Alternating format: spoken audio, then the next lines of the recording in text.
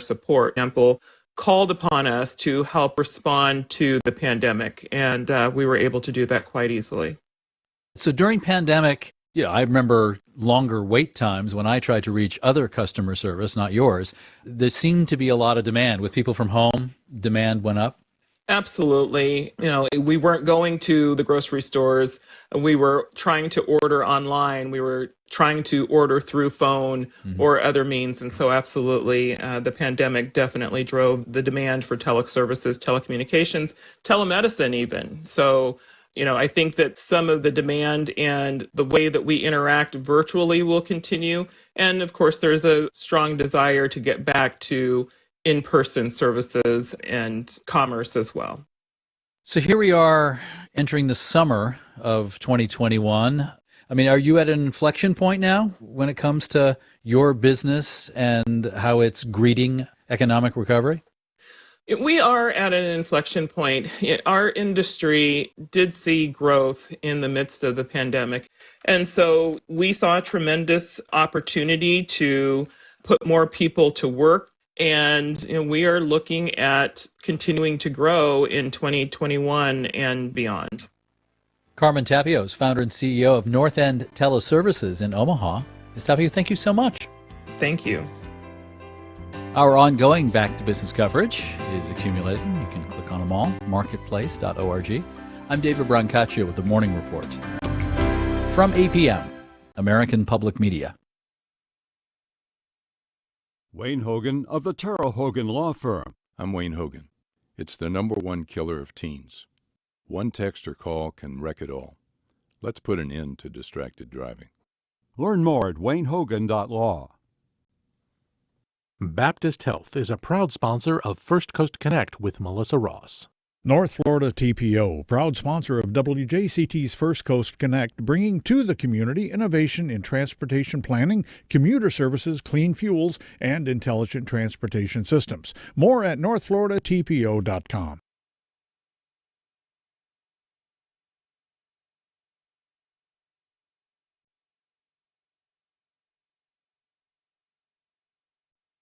This is WJCT News 89.9 Jacksonville.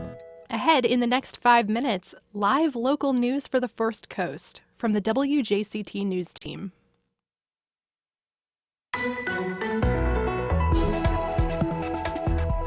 The fight to take down Confederate statues is not over. I'm Melissa Ross, and just ahead this hour on First Coast Connect, 2 North Florida congressmen vote no on removing Confederate statues from the U.S. Capitol. We'll speak with Earl Johnson Jr. of Jacksonville about his fight to remove these statues here in Florida and across the nation. That's just ahead, then later. There's been this very long history of treating women's bodies as these sort of mystical, mystifying objects. Bias in the healthcare system and why women are so often misdiagnosed. A conversation with the author of Unwell Women. Plus, jazz in the San Marcos Square this weekend. It's all ahead.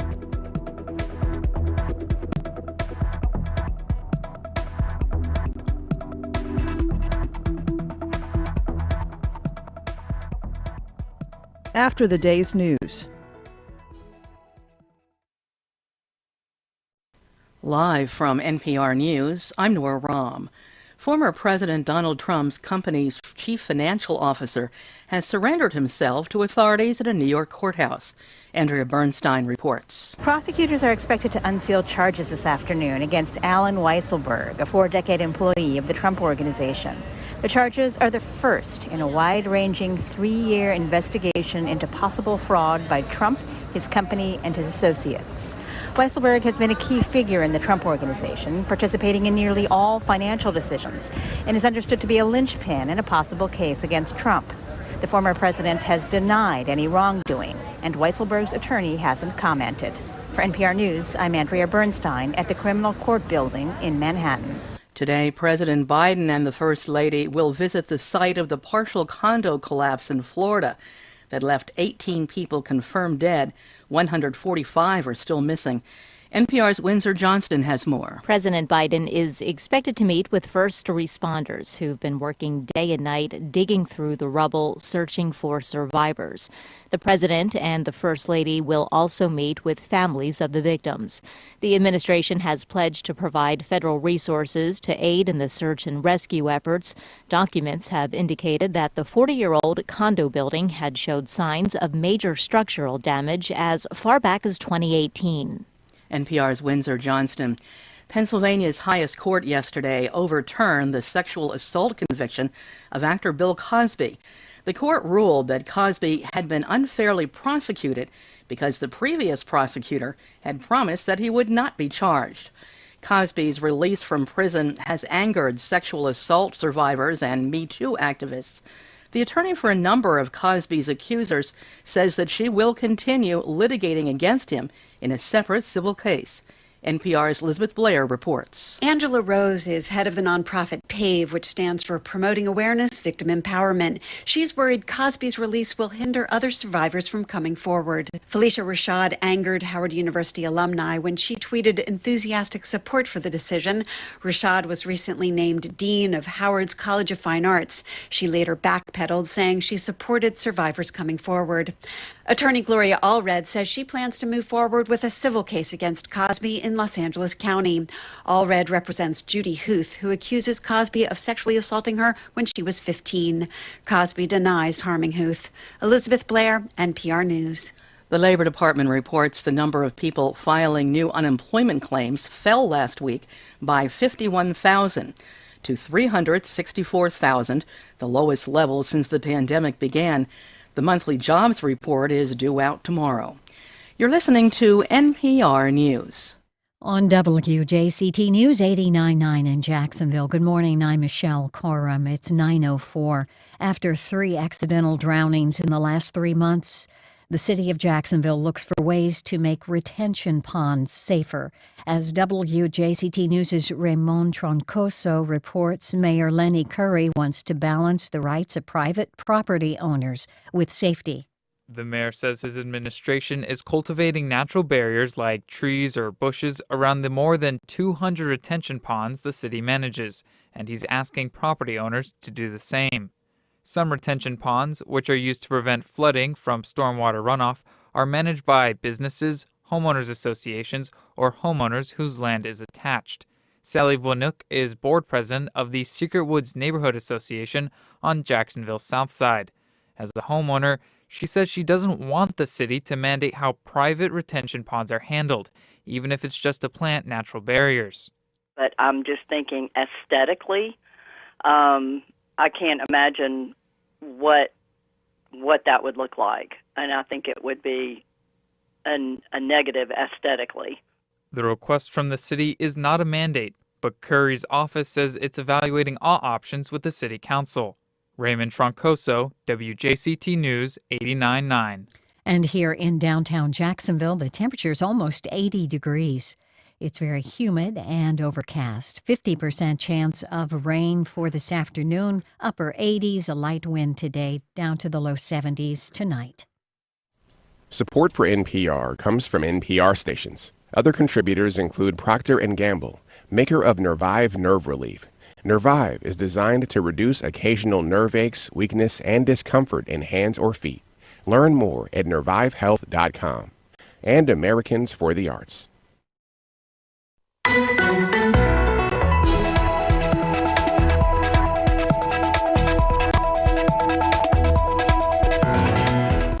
Two North Florida congressmen vote no on removing Confederate statues from the U.S. Capitol building. Good morning. We're live from Studio 5. I'm Melissa Ross, and this is First Coast Connect. Thanks for listening. Just ahead, why the fight is still going to take down monuments to the Confederacy, including in our area. Already getting your calls. Join us. It's 549-2937. Then later, activists bike from Miami to Jacksonville and all the way up the East Coast, calling for an end to the 60-year blockade against Cuba. But first this hour, the House of Representatives Tuesday voted to remove all Confederate statues from public display in the U.S. Capitol building in Washington. More than 100 Republican members of Congress voted no on the measure. That includes 2 representatives from our area, John Rutherford and Michael Waltz. More about their vote in a moment. The statue removal at the Capitol is part of the ongoing national effort to take down monuments to the Confederacy. That includes local statues and markers and school names here in Jacksonville. Some of those have yet to come down, by the way. We thought, in light of the vote in Washington, it was time for an update on what's going on here in our area on all of this. Jacksonville resident Earl Johnson Jr. is the man to fill us in. He is the founder of the national group TakeItDownNow.org and the son of Earl Johnson, who served in his lifetime in this area as attorney to Dr. Martin Luther King Jr. Earl Johnson Jr., good to have you back on the show. Thanks for joining us. Always good to be with the great Melissa Ross. Always good to be here. Thank you for having me. Well, you are too kind. Give us a call, everyone, as we talk about the ongoing push both at the U.S. Capitol and around the nation and here in Florida to remove monuments and markers to the Confederacy. What are your thoughts? Give us a call, 549-2937. You might have thought this was all over with. It's not. Emails to firstcoastconnect@wjct.org. Tweets to @MelissaInJax, and our Facebook page is open. Now, as I mentioned, Earl, you are the son of MLK's attorney, Earl Johnson. He was a very important civic figure in this community, as are you today. You are the founder of the national advocacy group TakeItDownNow.org. So I want to begin by asking you about this vote in Congress Tuesday to remove statues, busts that honored the Confederacy. All Confederate statues are going to be removed from public display in the U.S. Capitol, along with the bust of the former Chief Justice of the United States, Roger Taney. He was the author of the 1857 Dred Scott decision that declared that people of African descent were not U.S. citizens. This passed the House with a vote of 285 to 120. All Democratic members supported the legislation. All of the no votes came from Republicans. That includes our 2 local congressmen, John Rutherford and Michael Waltz. They both gave us statements about this, and their statements basically indicate that they voted no on the legislation because they felt the move violated states' rights, that state legislatures should be the ones to decide whether to remove these statues in the Capitol since they were originally placed there by different states. What are your thoughts about their vote and their comments?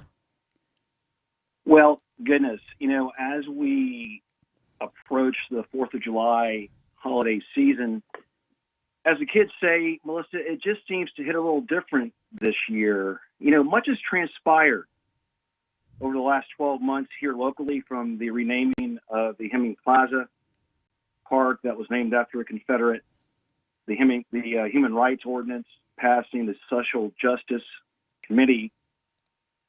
And within the past 2 weeks, we've seen the school board vote to remove the Confederate names of public schools here. Mm-hmm.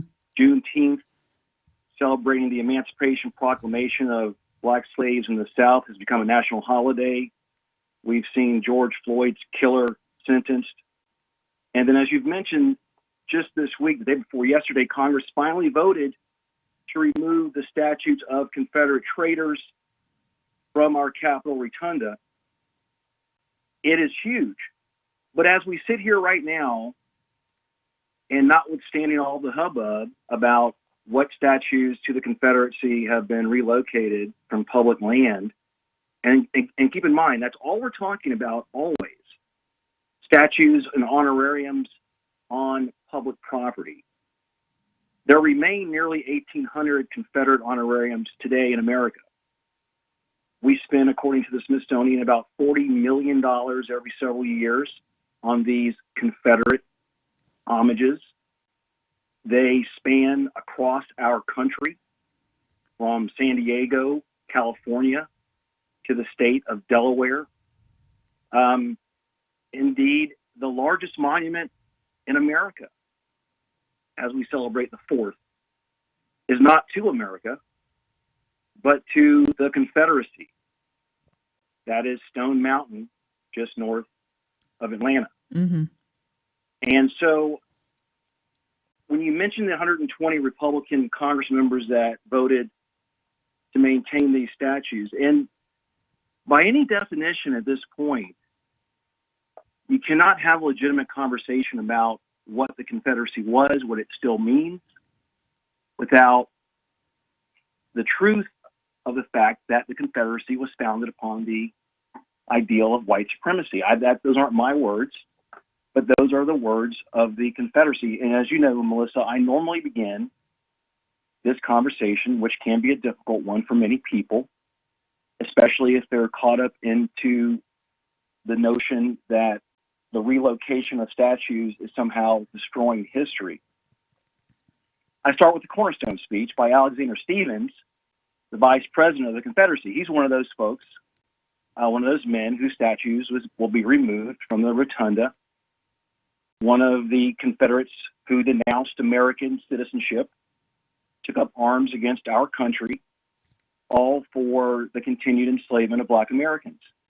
On March 21st of 1683, a week or two before the beginning of the Civil War, up the street in Savannah, he gave a speech, and I quote, and let me say this, he rejects and they reject the American ideal that all men are created equal. And I quote, our new government is founded upon exactly the opposite ideas.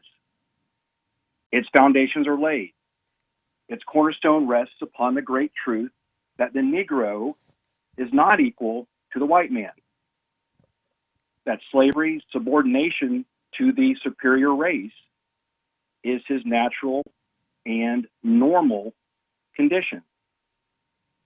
This, our new government, is the first in the history of the world based upon this great physical, philosophical, and moral truth, close quote.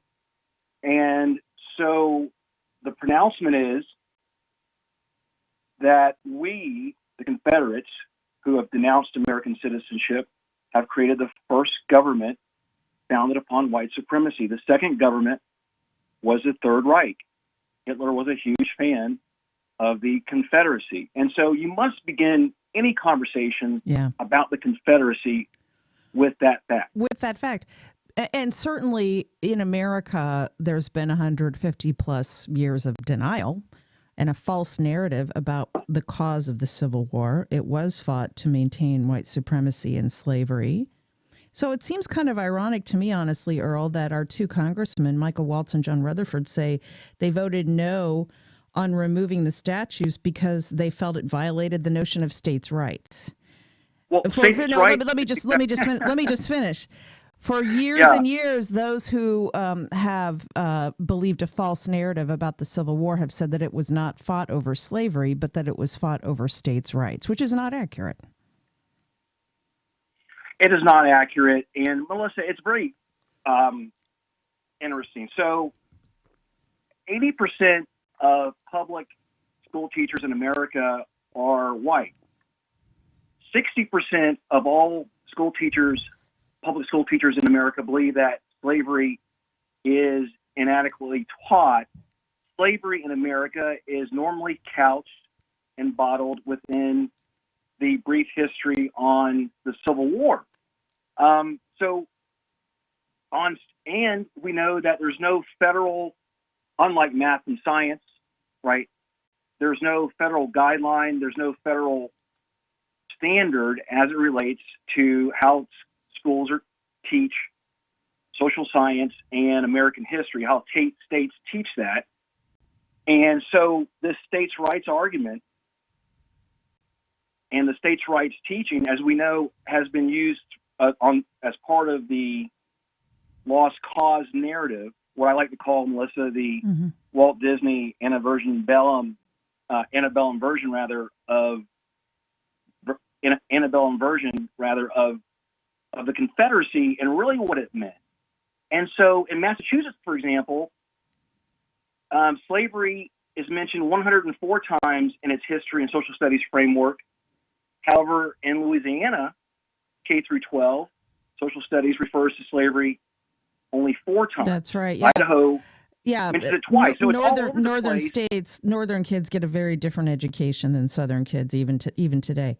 But let me ask you, Earl. Tell me about your organization's work. TakeItDownNow.org. You are engaged in the business of removing these monuments all over the country, including here in our area. Now, as you mentioned, Hemming Park has been renamed after James Weldon Johnson. That statue came down. There are school renamings going on, or there actually have already happened around town. The Jacksonville Public Education Fund is more than 80% of the way toward covering the entire cost of renaming local schools that now will no longer bear the names of Confederate associated figures. But this process isn't done in our area. There's a statue in the renamed Springfield Park that was a monument to the daughters of the Confederacy, the women of the Confederacy. It's been covered up with tarp, but I believe it's still there. I don't think it's been taken all the way down yet. So can you bring us up to date on your efforts locally and nationally? Well, first and foremost, let me make very clear that what we do is just one piece of this very large puzzle, and we see ourselves as supporting those who are doing the heavy lifting locally. So organizations locally like Take 'em Down Jacks have been involved in this effort for well over a decade. And so what we're doing nationally and what we saw we could be helpful with was an effort to help organize and set out and help mobilize, frankly, where people were already working in those efforts. So, for example, in Galveston, Texas, and to the congressman's point, who voted against removing the Confederate monuments, everywhere you go, the decision makers are certainly local. And so what we know is, and so our organization never, ever advocates for any sort of destruction, simply a relocation by the decision makers. So, for example, in Galveston, the decision makers are a tribunal of judges who decide what happens to that Confederate monument that sits at the courthouse. As Black and brown citizens walk into the courthouse for justice, they've got to pass by a monument to white supremacists. And so there, we've been working with the group in Galveston to help them mobilize and advocate for the removal, dealing with those decision makers. So that's an example of one example. Not to cut you off. Just want to get a few calls on if I could. Lots of folks waiting on hold. Peter in Fernandina Beach. Go ahead, Peter. You're on the air. Hi. Thank you. I find it ironic that Congressman Rutherford is using the same excuse for not taking the statues down as the Confederacy used for seceding from the Union 160 years ago. Right. That was the point I was making, is that the states' rights argument is being used by Congressman Rutherford and Congressman Waltz of Palm Coast in their no vote. There were a number of other Florida Congress reps who also voted no, by the way, around the state. Peter, thank you for that. Wells on the south side. Go ahead, Wells. Good morning, Melissa, and good morning, Earl. Morning, Wells. Morning. I'm Wells Todd with Take 'em Down here and Jack. Good morning. And Earl and I have been working, good morning, side by side. Basically, when we look at the need to remove these statues, what we see is a number of different issues. You know, states' rights is always thrown up when it comes to matters of the African American community in the South. You know, we have this struggle now with critical race theory. And if critical race theory is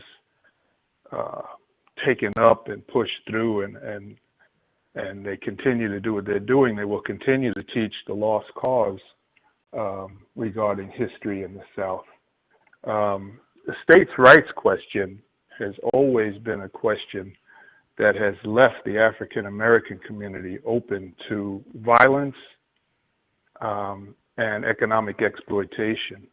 We're still fighting here, and we will continue to fight until that statue that you mentioned is taken down. Let me ask about that. Why hasn't it been removed all the way?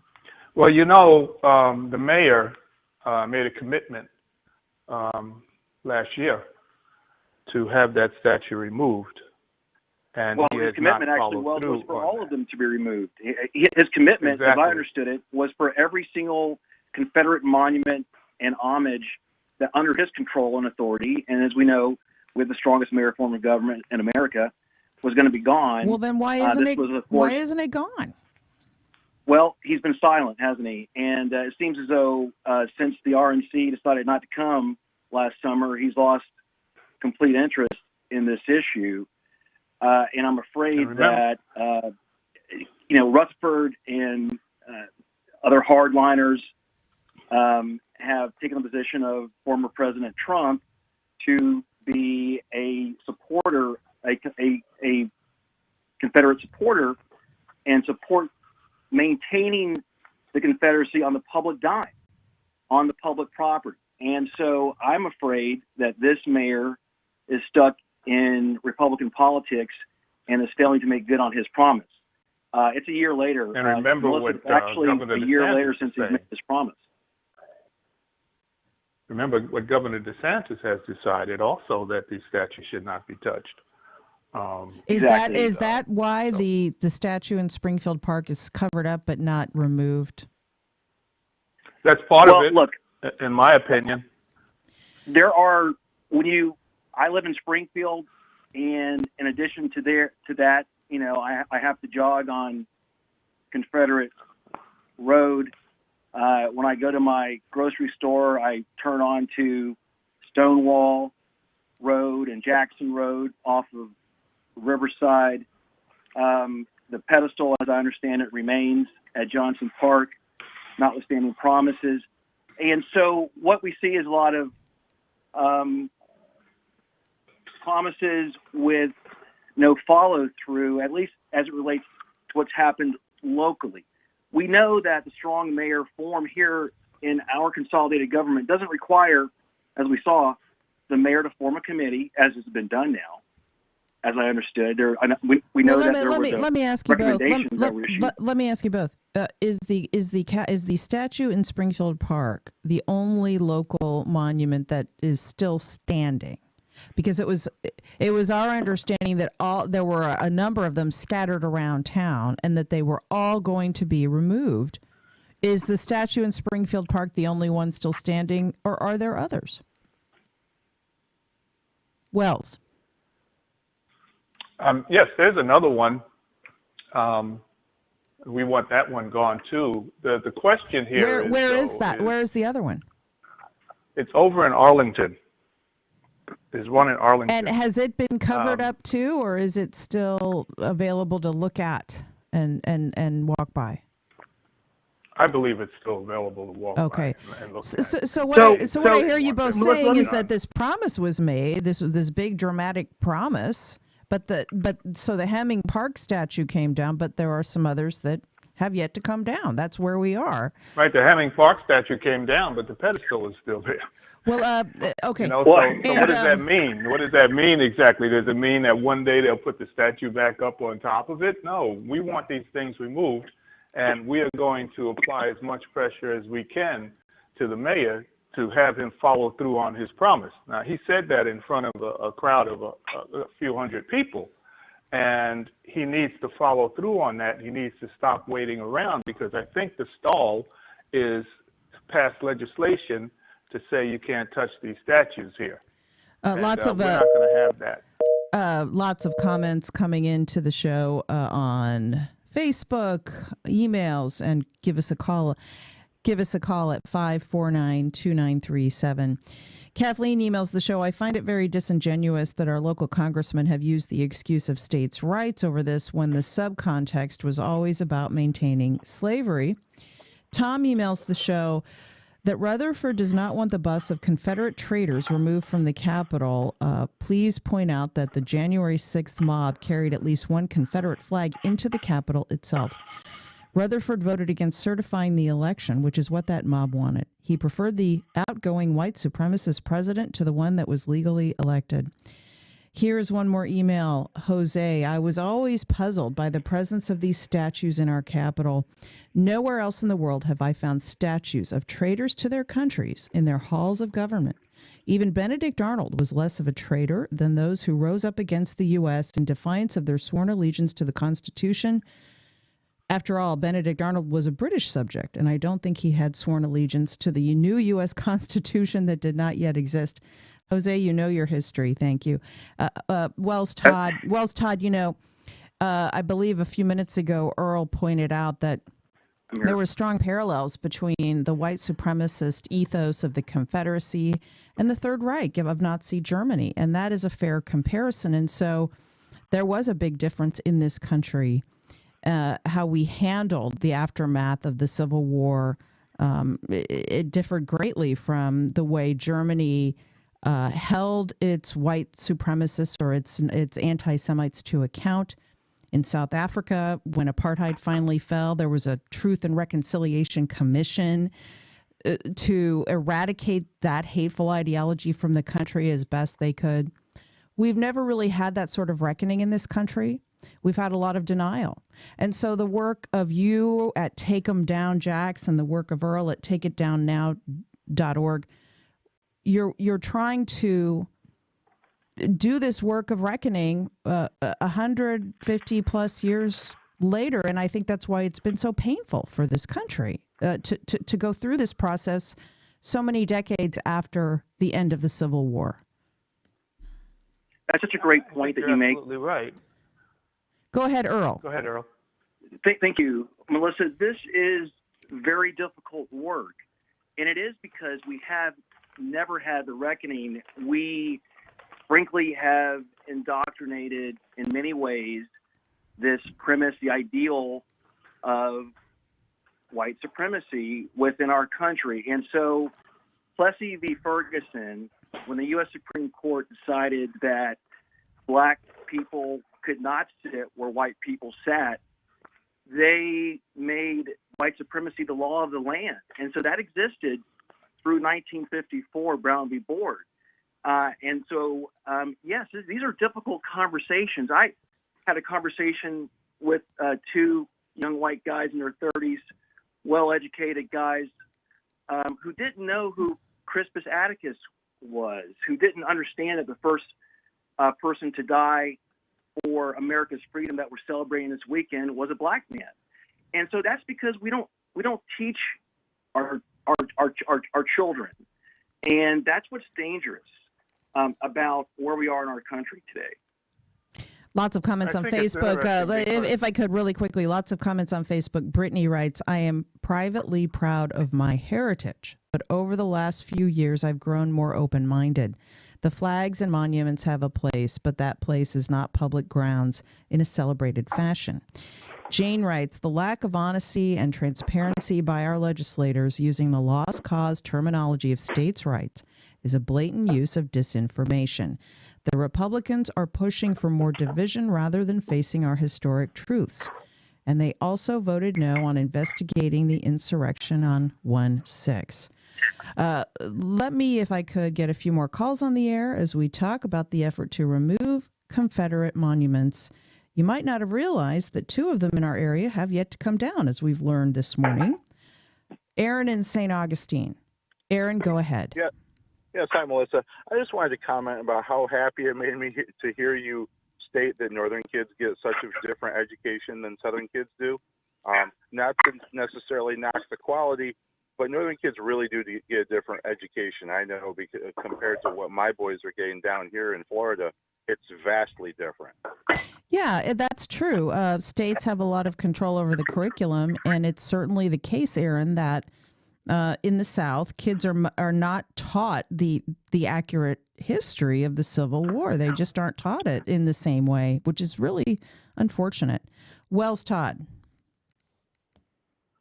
Yes, when we talk about how we haven't reckoned with the history of race in this country and racism, you could look at Governor DeSantis and what he is doing and what he has said. He says there's no such thing as white supremacy or white privilege in America. He passed the HB1 bill that criminalizes protesters who go out in the street to protest against police killings.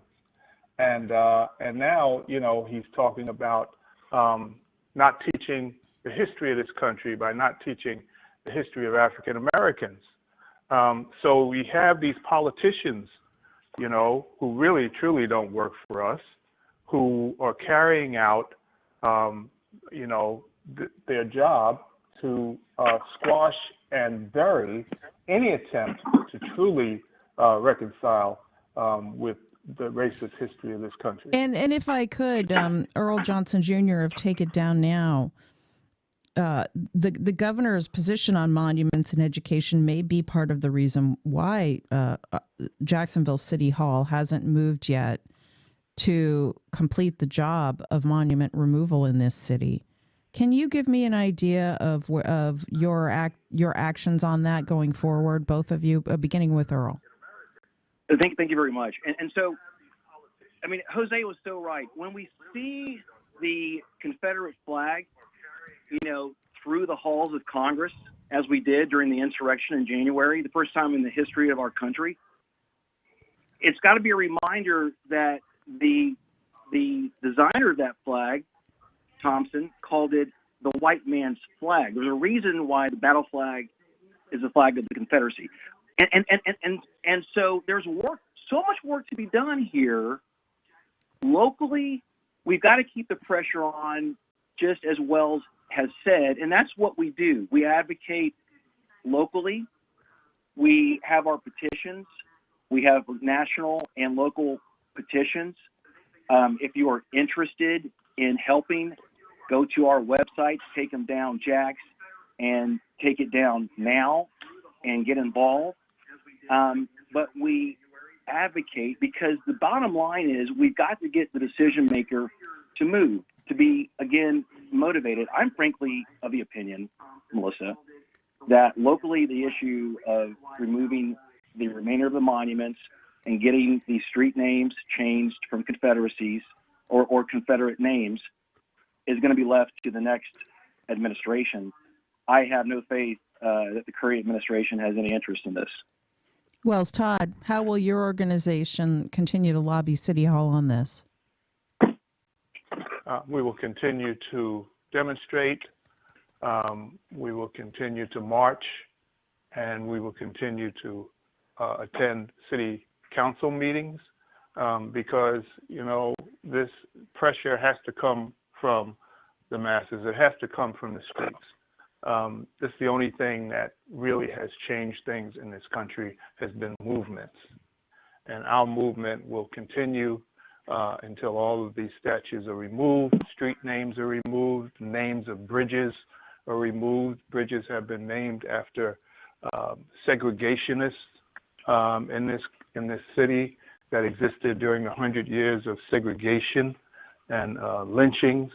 And so we are not going to back down or give up on this struggle. We are going to meet with the mayor, and if necessary, we have to march in Tallahassee.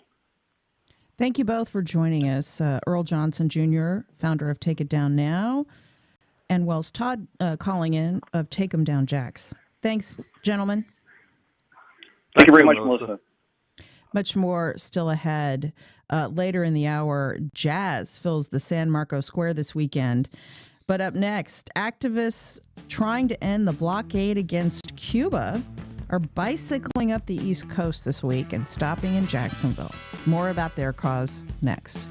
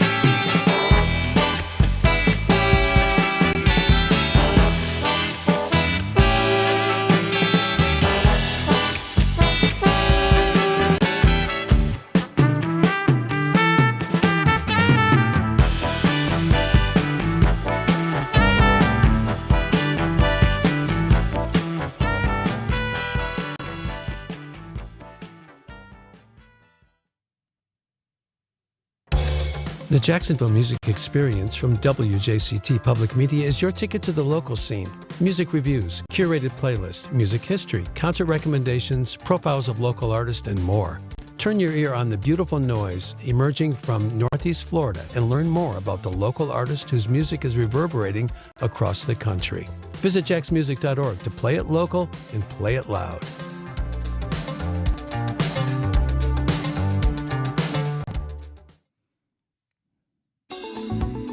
It's the biggest stories affecting the Sunshine State. Hi, I'm Melissa Ross. And I'm Tom Hudson. Join us Friday for the Florida Roundup. Each week at noon, we interview newsmakers and people from across the state discussing the stories and issues that affect your life. What's driving the conversation in Florida? Join the conversation on the Florida Roundup. Every Friday at noon on WJCT News 89.9.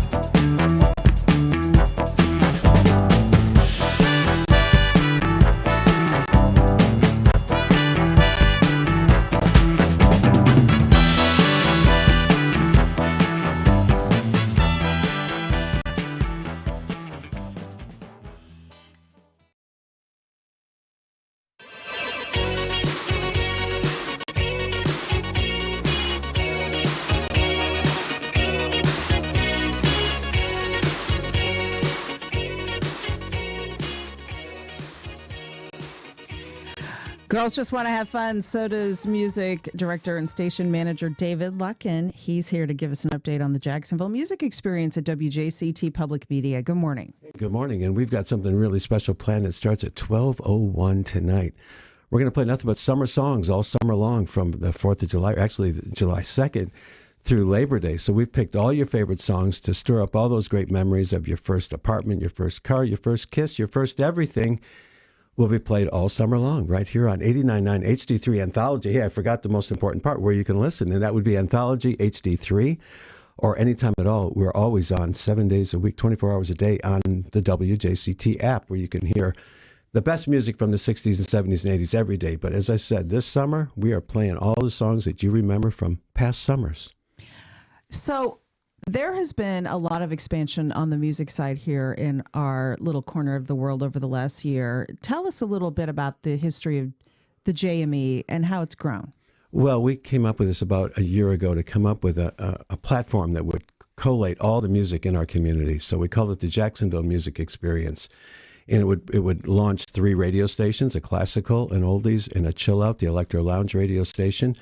And we would also put out a great webpage. Now we have jacksmusic.org, which collates all the things that are happening in town. There's playlists there, there's interviews, there's features, there's Today in Music History. So we're just building up the music. It came off the main channel as we went all news, but we're using all of our other platforms to keep the music alive in Jacksonville as part of the Jacksonville Music Experience. Okay, and you have been personally involved in curating the list, the playlists of these songs and these radio stations. And by the way, it's multiple radio stations. Yes. Multiple programs and formats.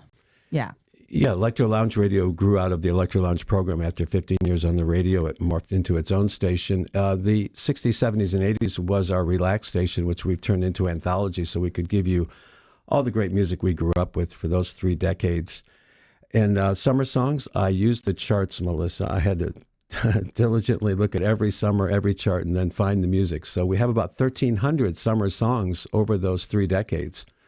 Check it out at wjct.org/jacksmusic. And all congrats to you, David Luckin, for and thanks for having me. And it all starts 12:01 tonight and goes through Labor Day. Listen in, everyone.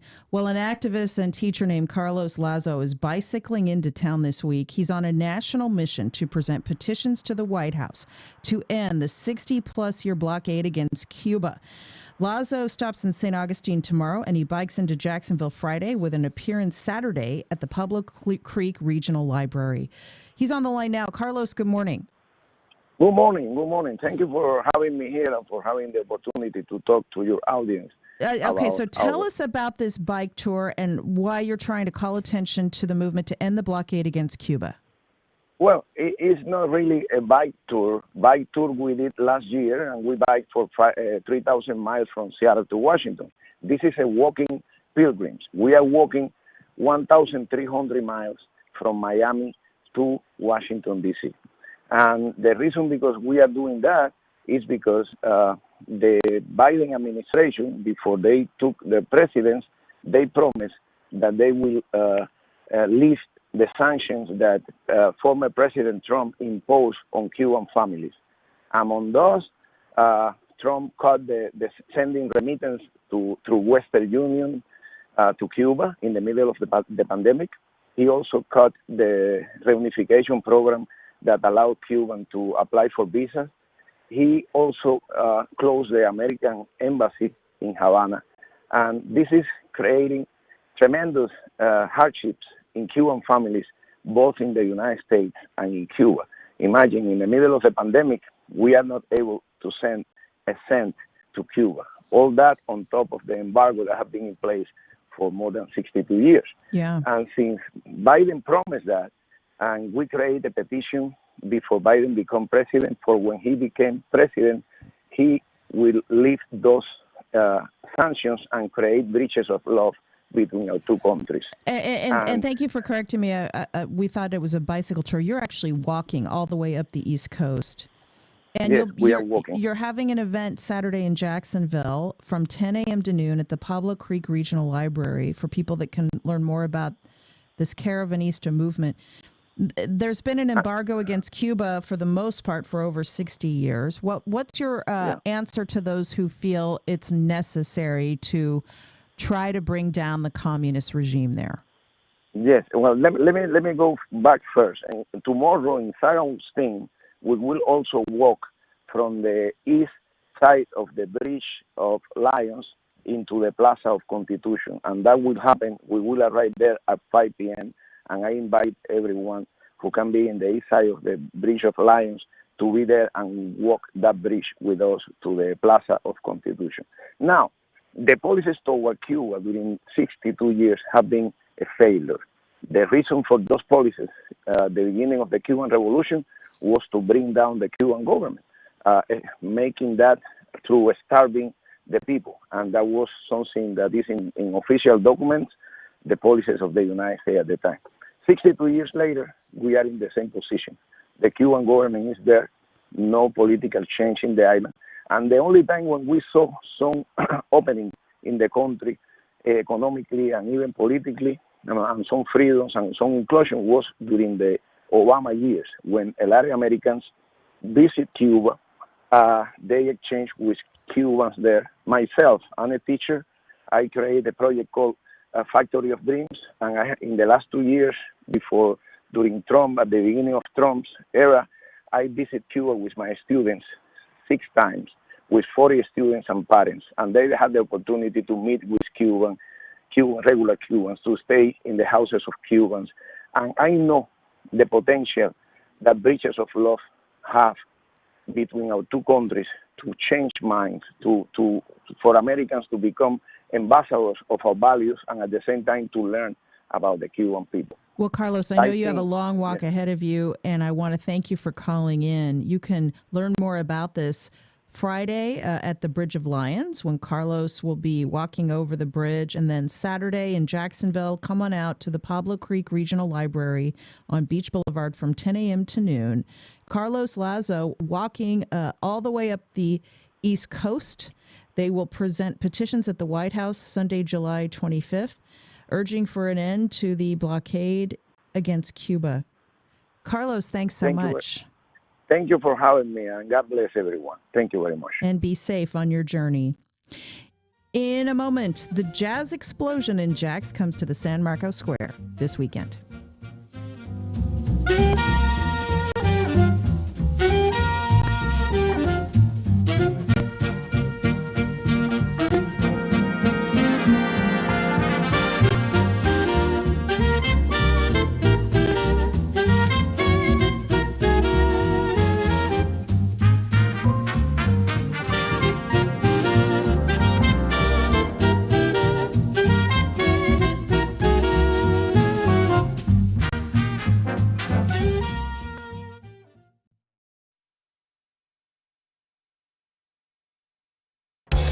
The Jacksonville Music Experience from WJCT Public Media is your ticket to the local scene. Music reviews, curated playlists, music history, concert recommendations, profiles of local artists, and more.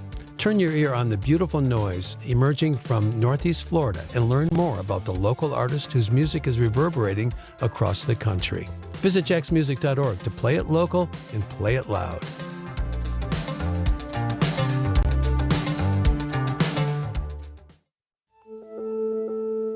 I'm Robin Young. What would you do if an alleged white supremacist on a chaotic and ultimately tragic shooting spree climbed into your car? We'll find out from a man who says if you think, as he did, this hate doesn't live in your quiet little town, you may be wrong. That's next time on Here and Now. Today at 2 on WJCT News 89.9.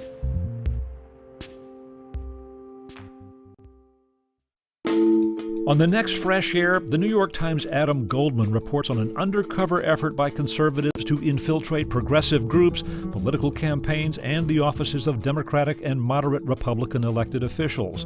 At the heart of the operation were a former British spy and security contractor Eric Prince, an avid supporter of Donald Trump. Join us today at noon on WJCT News 89.9. Maybe you read the tweets. Well, now you get to see the movie. This is messy. You are messy. Your brain is broke. Millions on Twitter read a viral thread from Asia Zola Wells in 2015. It played out like a crime novel, written 140 characters at a time. Then Hollywood came calling. We'll meet Zola and the film's writers next time on 1A. Today, starting at 10 on WJCT News 89.9. Welcome back. Well, come on out to San Marcos Bayless Park this Saturday for some live music. It's part of the city's Jazz Discovery Series. I got a preview from jazz performer and teacher John Lumpkin II. Hey, John. Thanks for being with us. How you doing? All is well, Ms. Ross. How are you doing? Doing great, and I'm excited to hear about the Jazz Discovery Series this weekend in Jacksonville. Tell us about it. Oh, yeah. Well, the Jazz Discovery Series is hosting its first jazz festival right in the heart of San Marco at Bayless Park, which is right across the street from Grape and Grain Exchange, and it's going to be from 4 to 9. We're going to be featuring the Jacksonville Arts and Music School, the John Lumpkin Institute, and also the Dave Champagne Quartet and the Let's Ride Brass Band. That's a lot of jazz.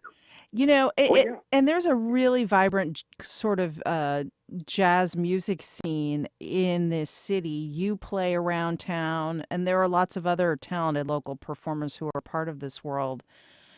And you've got a devoted following locally. Tell us a little bit about that whole universe here in North Florida. Well, I mean, if you want to get technical about it, I mean, it all started even with the, I guess you could say my years are coming up through the University of North Florida, knowing about the jam session that happens at the Cass Bar, which has been hosted by Eric Ream and Lawrence Buckner for a number of years. I mean, all the way to now, and it's present day with me actually having my own institute and having them actually have their regular performances every Sunday at the Posting House, which is also in San Marco from 4 till 7. So needless to say, the whole scene in and of itself as it pertains to jazz and jazz education, individuals learning about it and just experiencing the music, it's definitely been in the city, and it's been pushed and cultivated. And what's it been like through this pandemic when you couldn't play live? That's been tough for live performers everywhere, right? Yes, it was definitely hard, especially with myself. I mean, having a family here of 5, from finding different grants and being able to do certain things, it was definitely difficult. However, it also sharpened me, if you will, to be able to more so get, I guess you could say, more thorough within my vision of what it is and what I wanted to do with the Institute and with the Jazz Discovery Series, and now coming out of it within the following year. And you can see the results. We just had the Jazz Discovery Series featuring Andre Murchison, Mina Scott, Dave Mead and his trio, as well as DeAndre Letsom. I mean, all the way to us being able to now host our first jazz festival, as well as having weekly performances every Sunday at the Posting House, as I said earlier. So, yeah, we're coming stronger. Yeah, coming back strong. And your institute, the John Lumpkin Institute, has taught students about this music, really enriched their education. You've sent off students to Juilliard and other places. Yes, So ma'am. you like to teach it as well as play it. Absolutely. And I guess you could say a tidbit from that too as well. I just talked with TJ Reddick, who's a alumni from Douglas Anderson School of the Arts. He'll actually be sitting in with us as well on this coming Saturday. So it's kind of like a coming home, welcome home trip for him, if you will. What do you like about jazz? I like the ability to create, but create also with reverence from the past in terms of the struggle that the music in and of itself came from, the people that it came from, the community that it came from. If you learn how to play jazz, it opens you up to everything else, and I think that's indicative of the foundation that the music was placed on, which was based from a freedom that people wanted, but they did not have. And now sonically, they are given freedom and ability to those individuals who seek after it, who want to play it, and learn from it. You can play this music, you can play anything. Excellent. Well, check it out Saturday in San Marco, the Jazz Discovery Series. John Lumpkin II leading the way. Have fun with it, John. I sure will, Melissa, and thanks for having me. Enjoy the music this weekend. And as John mentioned, the Jacksonville Art and Music School is also part of the fun. Here's a little music for you, just to give you a preview. Thanks for listening. And thanks to producer Heather Schatz, director Josh Torres, editorial director Jessica Palumbo, and digital editor Bill Bortsfield. Keep that email coming to us. We always value your feedback. Send them to First Coast Connect at WJCT.org. You can also catch our podcast up later today on all platforms, including the WJCT app. Download it and check it out. I'm Melissa Ross. We'll be back at 9 a.m. tomorrow for our Friday Media Roundtable. Until then, have a great Thursday.